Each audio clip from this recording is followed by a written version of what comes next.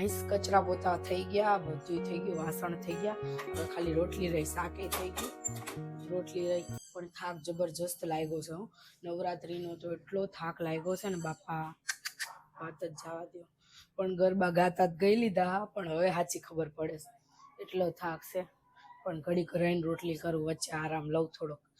હે ભગવાન, એટલા પગ દુખે છે ને બાપા.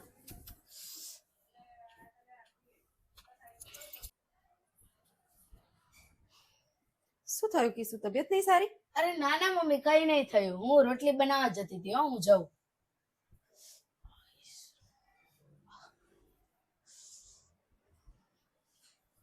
નાઈસ, મમ્મી આવ્યા ને તે રોટલી કરી નાખું, નકર પાછા બોલશે તો પગ એવા દુખે છે ને બાપરે.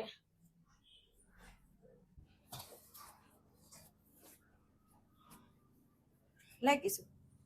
કેમ મમ્મી, શું થયું? કેમ તમે વેલણ લઈ લીધું? મારાથી કઈ ભૂલ થઈ ગઈ? અરે હું બનાવી દઉં છું રોટલી.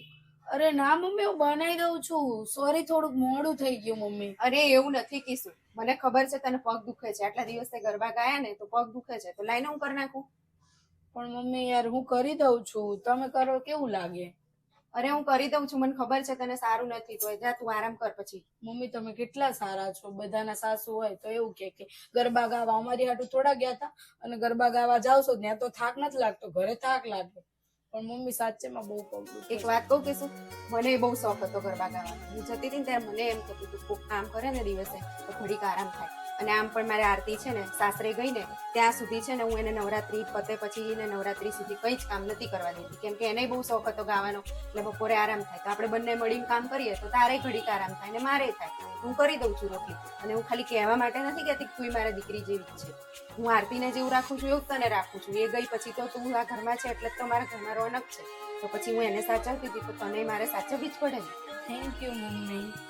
જે ઘરમાં સાસુઓ મળીને સંપીને રહેતા હોય ને એ ઘરમાં તો રોજ તહેવાર જેવું જ હોય. એટલે આપણે છે ને આપણે બે મળીને રહીએ ને તો ઘરમાં આમ ખુશ ખુશ રહે બધા. ચાલ હું કરી નાખું છું હો રોટલી. Thank you. तेरे